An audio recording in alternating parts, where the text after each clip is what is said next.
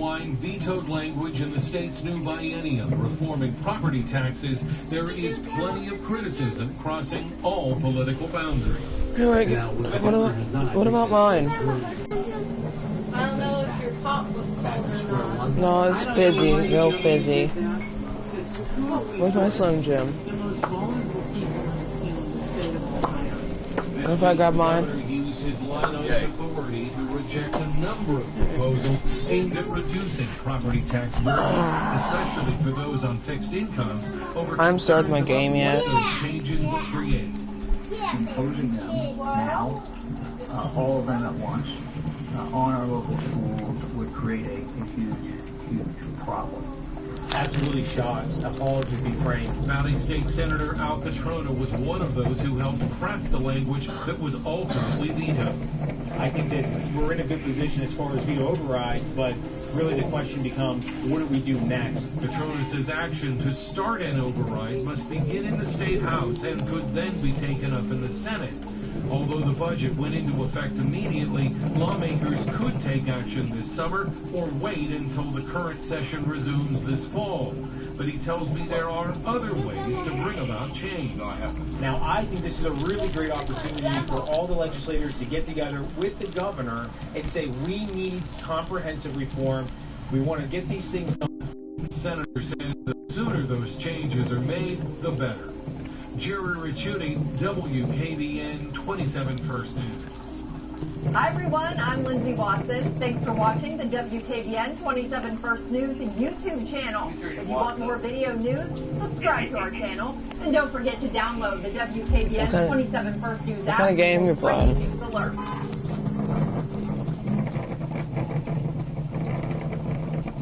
That's crazy.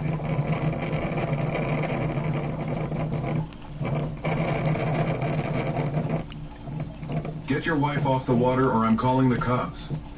The screech hit the lake like a slap. Joe Karen stood at the edge of our private ranch lake, finger pointed like a dagger at my wife, Melanie, who was just paddling quietly on her kayak, wearing sunglasses, calm as ever. I was just a few steps behind, carrying 2 bottles of lemonade, when I saw Karen whip out her phone. She was red-faced, stomping her flip-flops into the grass like she was summoning the devil. Her voice, loud and shaky, echoed over the peaceful water.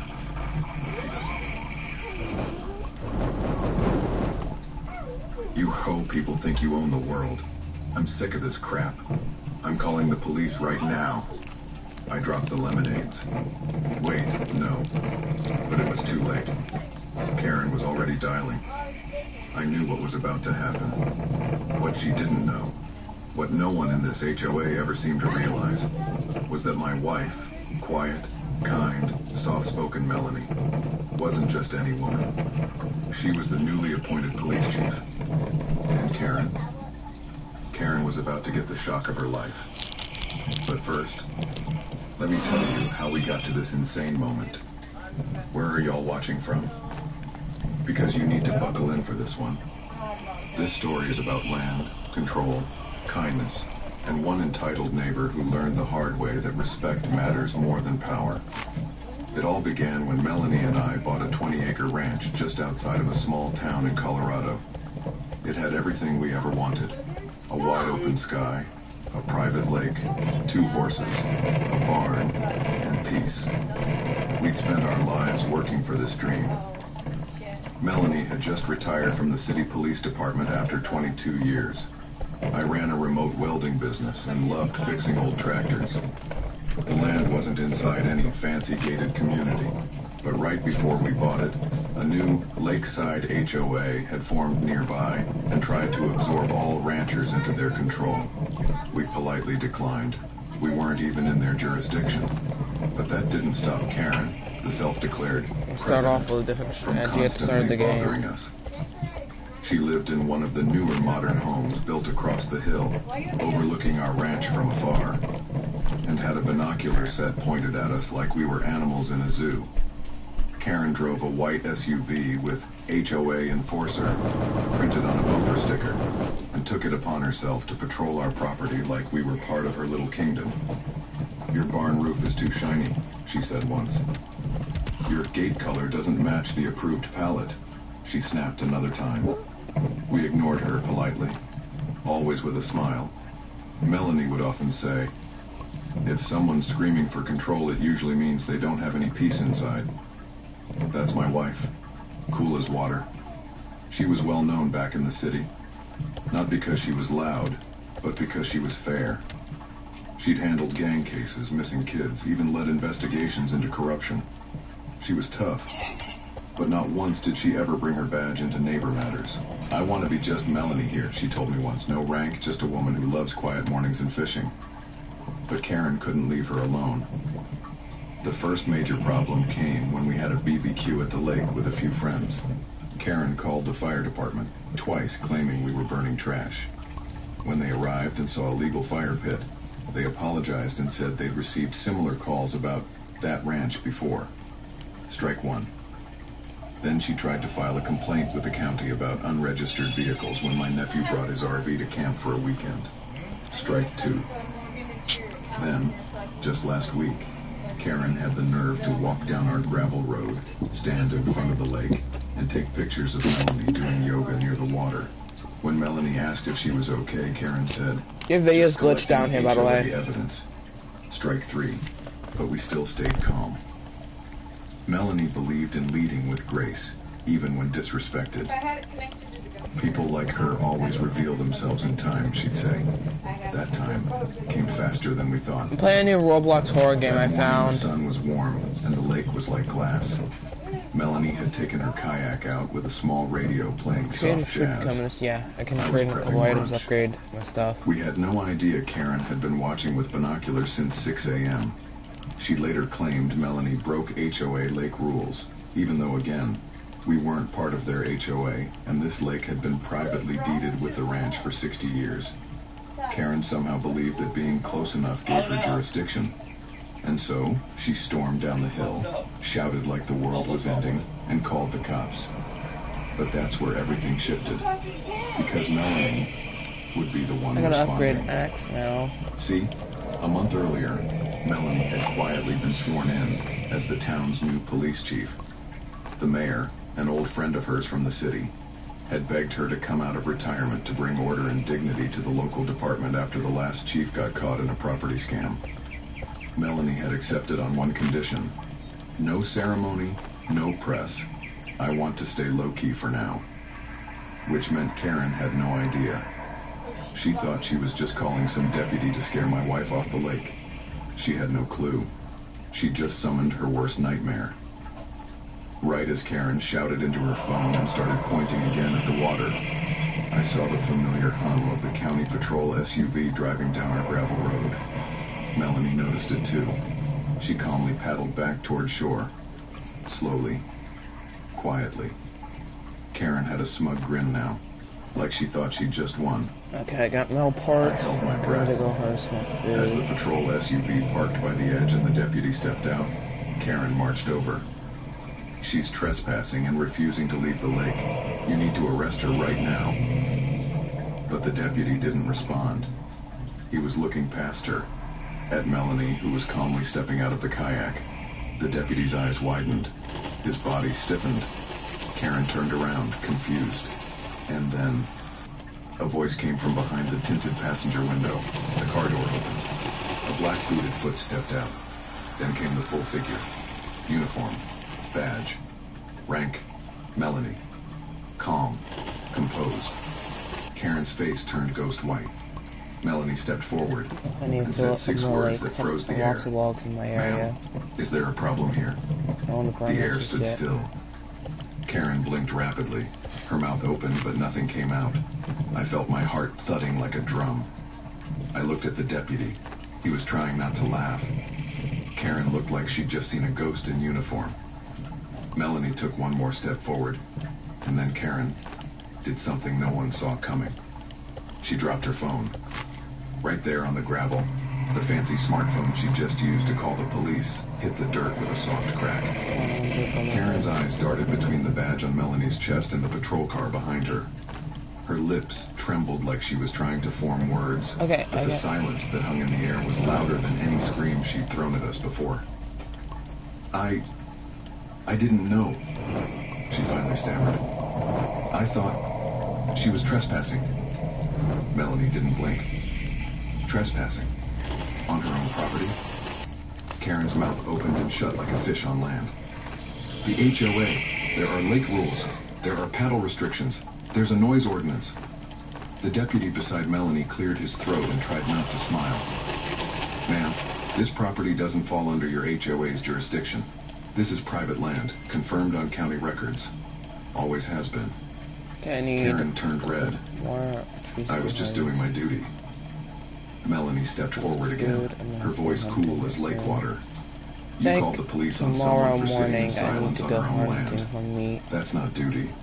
That's harassment. Karen's hands were shaking. She glanced at me, maybe hoping I'd say something to defend her. But I crossed my arms and leaned back against our truck. I'd had enough. But So you should see the game I'm playing. Bless her soul, she didn't raise her voice, didn't pull rank, didn't flash her authority in a loud way. She simply reached into her back pocket, pulled out a folded piece of paper, and handed it to Karen. It was the official deed of the land, signed, sealed, stamped. Okay, so all I need is Karen food. took it with twitchy fingers and scanned it. It's got like Her face barely in drained it. with color the further she There's a read. couple logs too, so I can The get an silence upgrade. returned, except this time, it wasn't peaceful. It was judgmental. The deputy finally spoke. Ma'am, I'm going to suggest you leave the property now. Karen stared at him, then back at Melanie. But what if she's not who she says she is? Melanie finally showed her badge. Karen nearly tripped over her own feet. Melanie said, "This could have ended so differently if you just knocked on our door and asked a question instead of starting with accusations." Karen didn't answer. She turned around, scooped up her cracked phone and walked. No, scurried, back up the hill. But the story wasn't over. Not even close. Because that little tantrum at the lake, it set off a storm bigger than any of us could have expected. Let me rewind a bit so you understand how deep this went. Karen moved into that neighborhood 3 years ago when they were still building phase 2 of the development. She and her husband bought a home just up the hill from our ranch. When the original HOA leadership left, Karen jumped in and restructured everything. Suddenly, she was not just on the board, she was the board. The problem was, she didn't know boundaries. She extended fake rules beyond the HOA's legal limits, targeting nearby ranchers like us, even if we were never part of her development. She'd walk our fence line every Saturday morning and take photos for documentation. Her favorite phrase was, "We're improving property values." One day, she even told Melanie to repaint our barn because the color clashed with the lakeside aesthetic. Melanie had smiled and said, "The barn's been red since 1958, ma'am." Karen didn't like being told no. And then came the flyers, printed leaflets left on ranch gates accusing neighbors of non-compliance. Karen claimed the HOA was preparing to enforce visual standards, even on nearby properties, for the benefit of community harmony. She was getting bold. And it wasn't just us. Our neighbor Hank, a Vietnam vet, said Karen told him to tame his weeds, or she'd report him to the fire marshal. I told her, Hank said, laughing, "The only fire I see is the one under her seat." But no one ever did anything formal. That lake incident, though, that was different. Because she called the cops, and the person she targeted was now the head of law enforcement. You could almost feel the tide shifting. But Melanie, God bless her, still didn't retaliate. She didn't issue a fine, didn't make a scene. She even told the deputy not to file an official harassment report for now. "I just want peace," she said. "That's all I came here for." But Karen wasn't going to let go that easily. The very next day, Melanie and I received a notice taped to our gate. No envelope, just duct taped in the center like a ransom letter. It read, "To whom it may concern, as per Lakeside HOA policy, lake activities must be registered with the board and cannot exceed 20 minutes in duration. Repeat violations will result in formal complaint filings with the township. This is your first warning." We stared at it for a moment. I laughed. Melanie didn't. I gave her grace, she whispered. But then she went inside and picked up the phone. Later that week, I found out she wasn't just calling the township. She'd scheduled a meeting with the county commissioner, the property records office, and, get this, the developer of the HOA's land. I didn't know exactly what she was planning yet, but when Melanie starts moving quietly, big things happen. Still, before anything came of that meeting, something worse happened. 2 nights later, around 9:30 p.m., just as we were getting ready for bed, I heard gravel crunching at the far end of the driveway. I stepped outside. That same white SUV, Karen's, was parked at the fence again. But this time, she wasn't alone. There was someone in the passenger seat, and they were holding up a camera.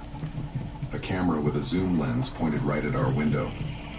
That night, I caught Karen spying on us. Again. But this time, she didn't run. She got out of the car, walked toward me, and said, "You don't know who you're messing with."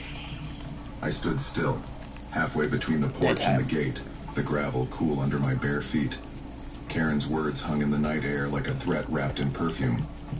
Her SUV idled behind her, headlights off, but the engine hummed low like a growl. "You don't know who you're messing with," she repeated, stepping closer.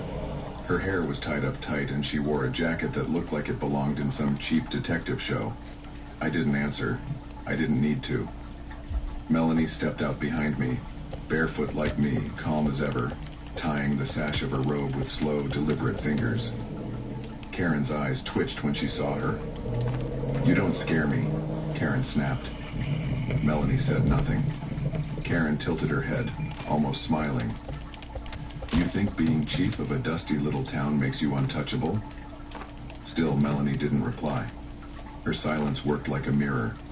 Everything Karen was saying just reflected back on her. "Don't flatter yourself," Karen added. "There are people on the HOA board who are very close with the mayor. I've already made a few calls. You'll see." That's when Melanie stepped forward and said something I'll never forget.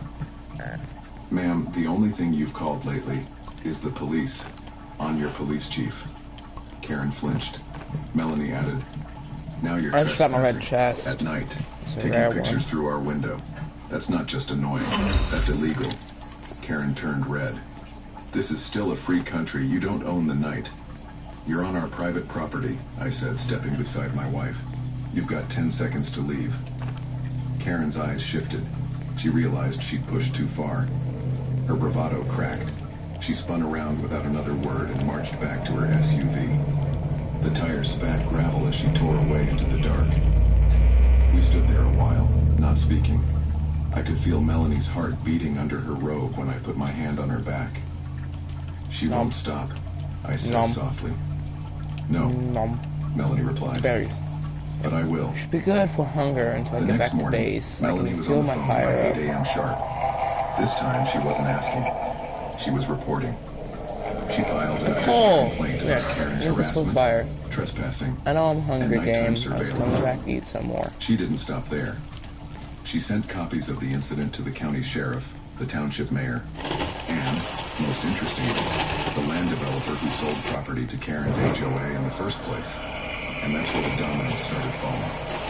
See, what none of us knew was that Karen had been stretching her HOA power. The actual map filed with the county only included the homes built after 2017. Karen had redrawn it by hand and tried to claim ranches like ours as part of her community. Even the developer was shocked. He called Melanie back himself. "Ma'am," he said, "the HOA has no rights over your land.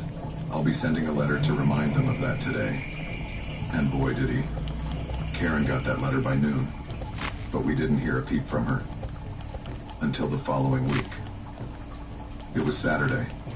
Melanie had gone into town for a short shift at the precinct, and I was repairing one of the horses' water troughs when I heard a truck pull up at the fence. It wasn't Karen. It was a man I'd never seen before. Late 50s, broad shoulders, fancy watch, pickup full of yard signs.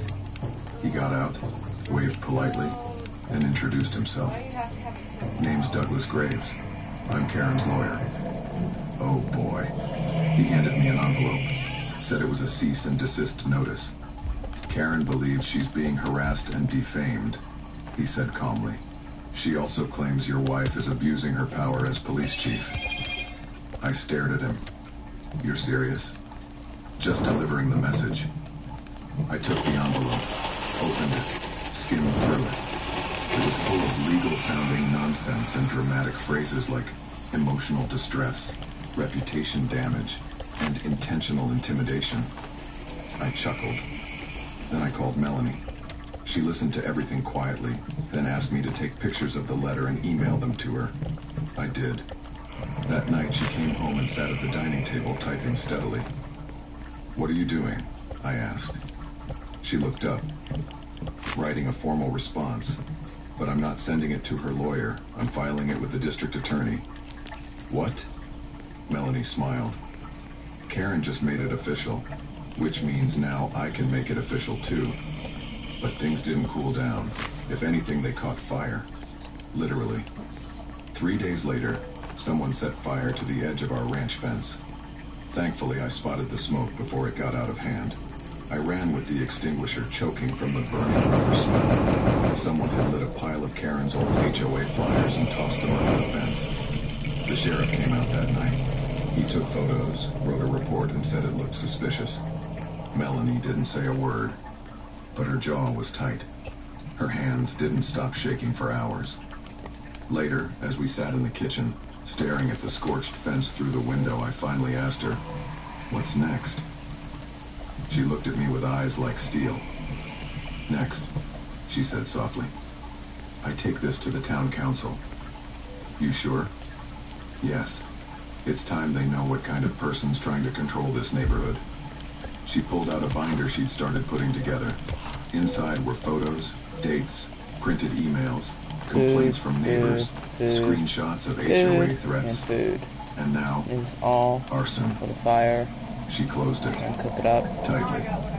But as we got ready for that meeting, we didn't know. Karen had one more card to play. Because just 24 hours before Melanie's scheduled council hearing, someone filed an anonymous complaint with Internal Affairs, accusing Melanie of corruption. The moment Melanie walked through the front door that evening, I knew something was wrong. She was pale, not scared. Melanie never looked scared, but tight, cold, like someone holding a storm behind her eyes. She didn't take off her boots, didn't loosen her belt, just stood there in the hallway holding a plain white envelope. "What is it?" I asked. She handed it to me silently. It was from Internal Affairs. Subject, notification of formal review, officer conduct allegation. My hands tightened on the paper. I read through it, and my blood started boiling. The letter claimed Melanie had used her position as police chief to intimidate and harass members of the community. It referenced an incident involving a civilian's property rights, and hinted that her role as chief created a conflict of interest in dealing with local residents. "It's anonymous," What are you playing? Melanie finally said, voice low. "But we both know who filed What are you it. playing? Karen. She couldn't beat us with HOA threats.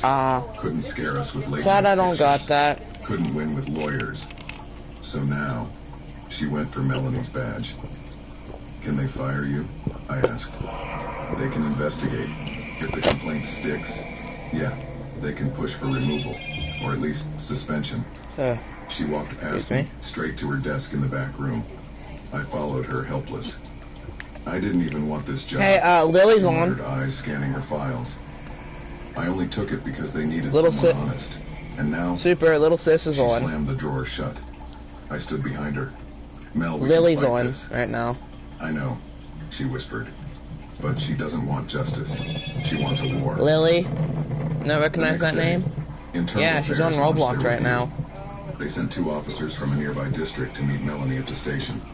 She welcomed them calmly, gave them full access to her files, handed over surveillance photos from our property, every single HOA notice Karen ever left us, and even the sheriff's report from the fire incident. They stayed 3 hours. When they left, they looked stunned. I'm probably gonna open my grow garden and DA's AFK farm on One that, or officer play told more me with a horror nervous games. chuckle. But even with all that proof, investigations take time, and Karen wasn't done. But first, I need to stop Just a 2 break. days later, she called a public HOA meeting. 5 miles.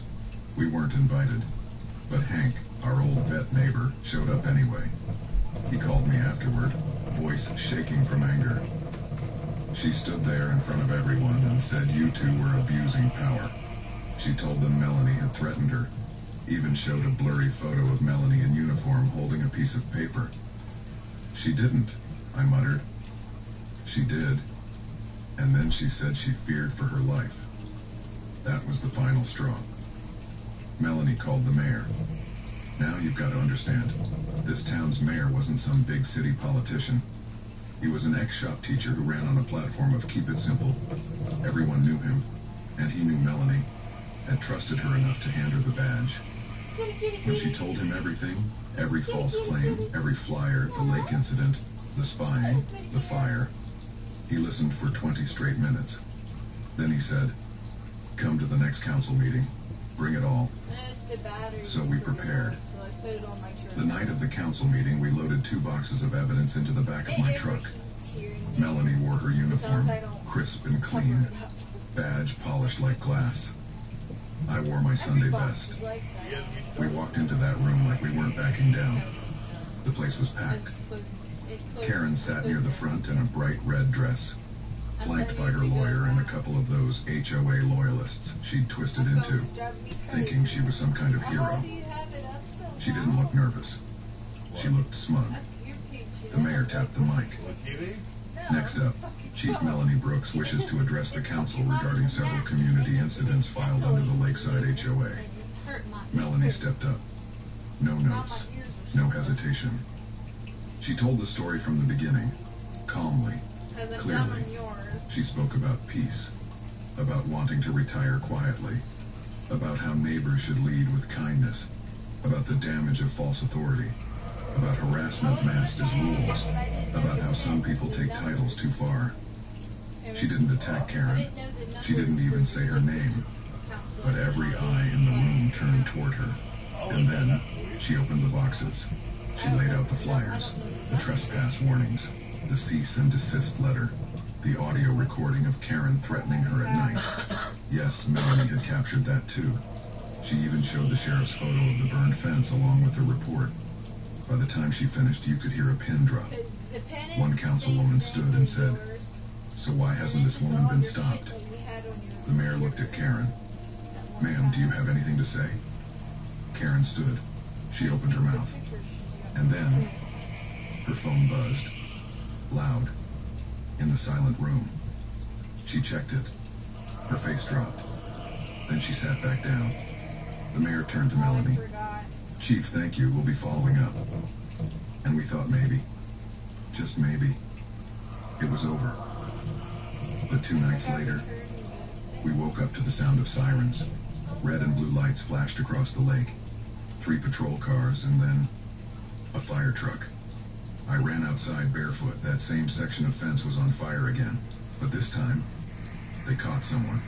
Crouched behind the tree line, a woman, wearing black sweats, holding a can of lighter fluid, and in her back pocket, a red HOA flyer. The deputy turned to us and said, "You're going to want to see who it is." He shone his flashlight on her face. It was Karen's niece. The flashlight beam lit up her face like a spotlight on the stage. She froze, eyes wide, lighter fluid still in her hand. A hoodie pulled up over her head, but not far enough to hide her identity.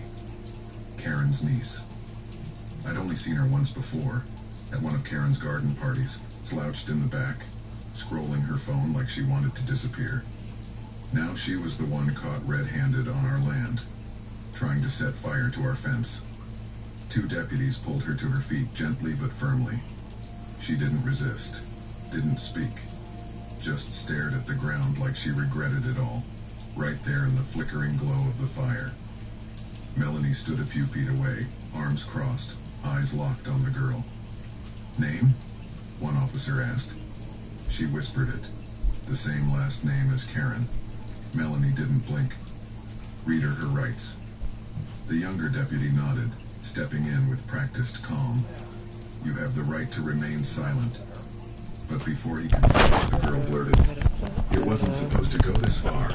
Everyone froze. I didn't mean to actually burn anything, and Karen just said to scare them. She said to make it look like a warning. The deputies looked at each other. Melanie stepped forward, calm, controlled. You're saying Karen told you to do this? The girl looked up, then down, then back up again. She said y'all were ruining her reputation, that you were trying to destroy the HOA, make her look crazy. She said if we put a little fire near the fence, it would send a message. I swear I didn't want to hurt anyone. A long silence. Then Melanie quietly said, put it in the report. And just like that, Karen's house of cards started collapsing. The deputies took the niece into custody, but more importantly, they took her statement. The next morning, Internal Affairs received a copy. So did the DA. Melanie submitted the full fire report, complete with the niece's admission. Photos, audio, everything. It no longer mattered that Karen hadn't set the fire herself. She orchestrated it. She weaponized her family, her lies, and her control. And now the law had receipts. But Karen wasn't backing down.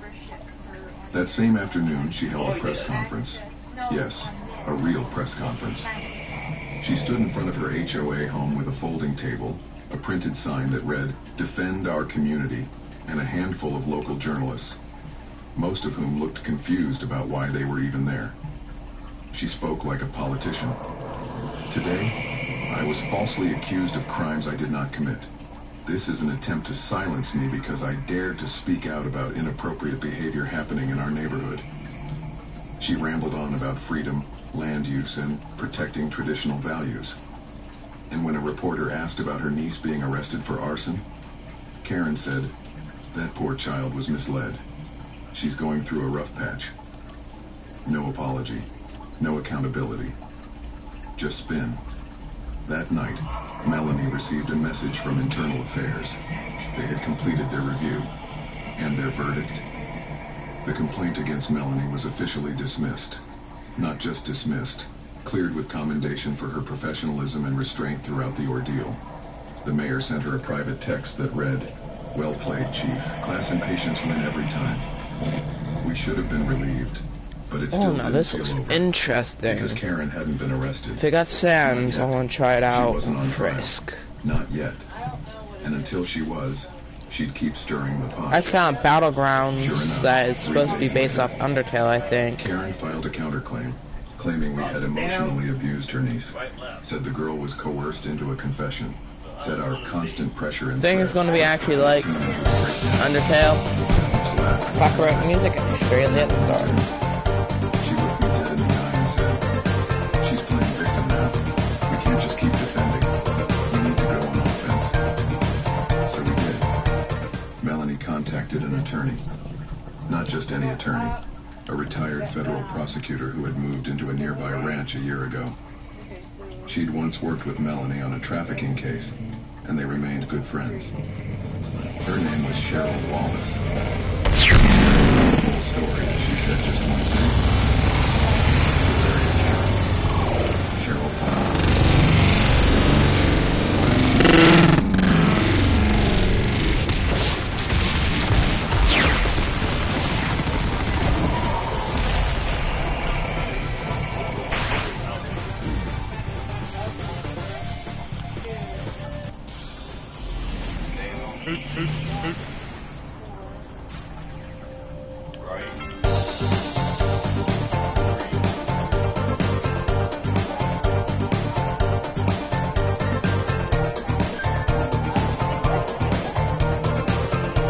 Glitchy gasser.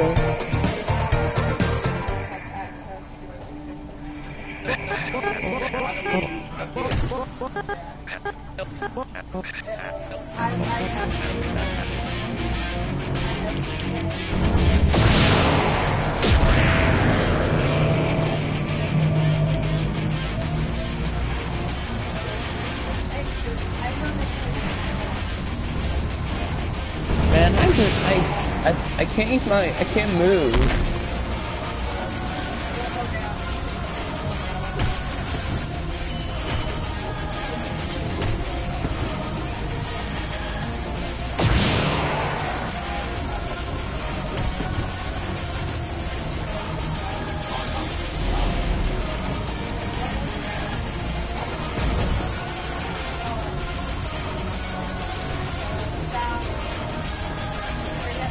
I can't move.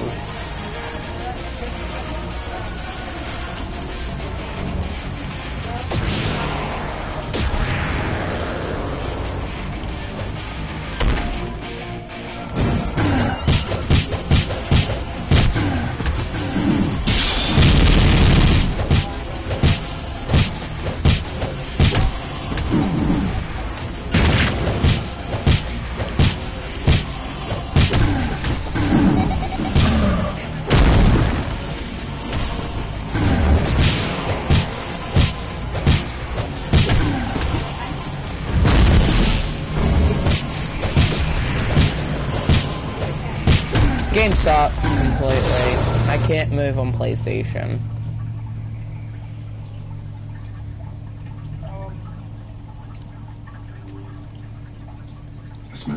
Incitement of criminal activity, trespassing, emotional distress. The filing alone made news. And then something happened that no one expected. Other neighbors started coming forward, one by one. A widow who lived a few blocks over said Karen threatened to fine her for having too many rose bushes. A disabled veteran said Karen tried to get his ramp removed for aesthetic inconsistency. A single mom said Karen had left anonymous notes calling her backyard a garbage dump for the community. They all wrote statements. Some joined the lawsuit. The local newspaper ran a piece titled HOA Fire Backlash After Ranch Fire Scandal. And Karen? She started to unravel. Stopped showing up to her meetings. Stopped showing up at all. And her niece? The moment that document dropped, this is the tipping point. Still, no charges, no real justice. Not yet.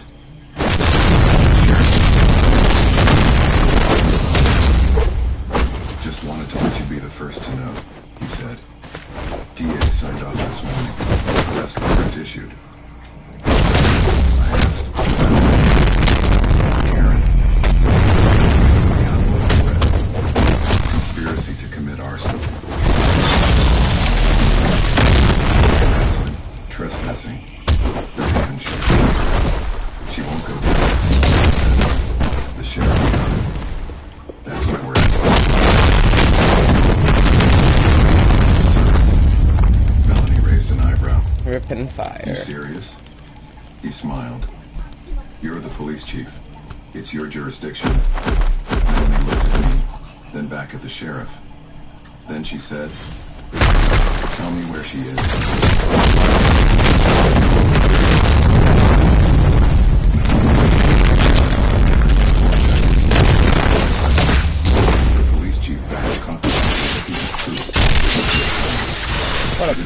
Pull up behind the two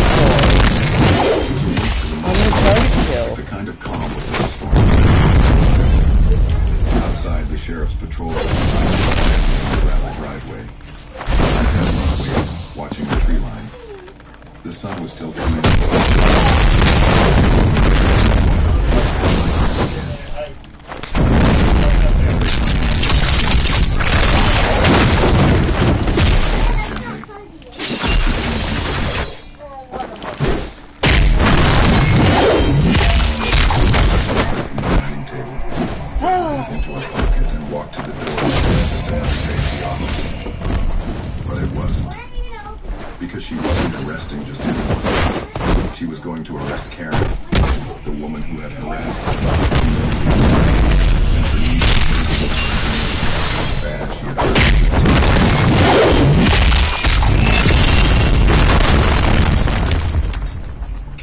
Sat up on the hill.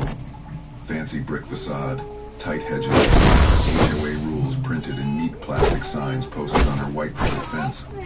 It looked peaceful, proper, perfect. It was a lie. All of it. As Melanie stepped out of the patrol car, Karen stood on her front porch with a mug in hand, already fresh. Dropped the second she saw the badge. You're not Karen said, stepping back. I didn't smile.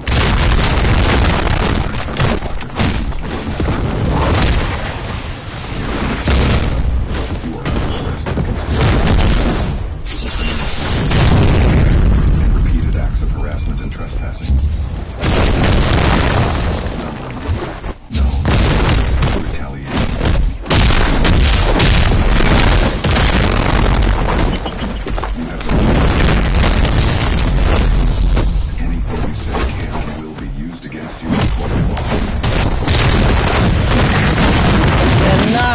That's what I'm trying to do on the fight.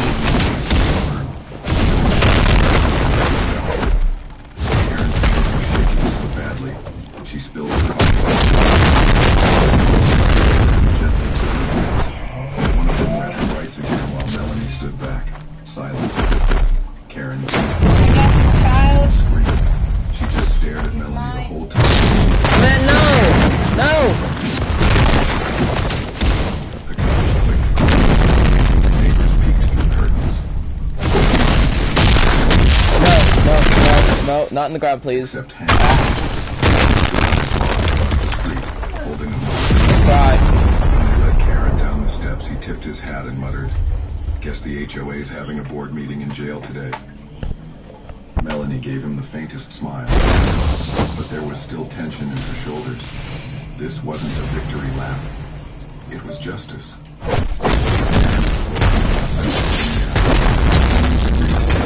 a cooperating witness, Melanie refused herself.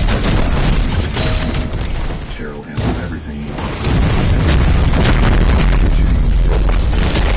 The board dissolved 3 weeks later.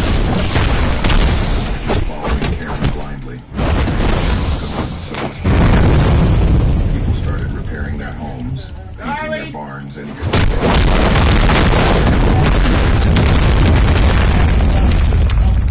Melanie.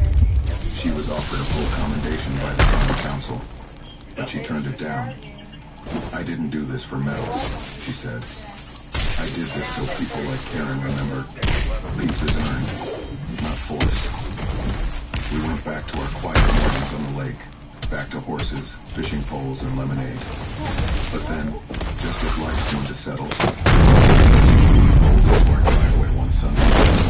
Got through right open.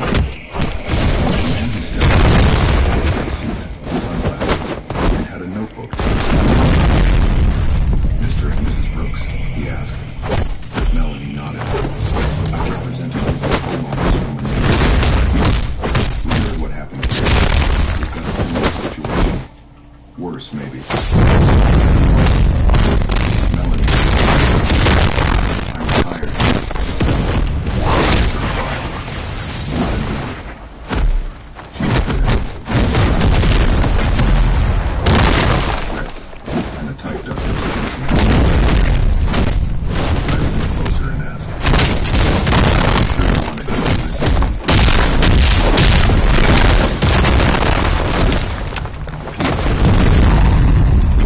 And she said, Oh, not again.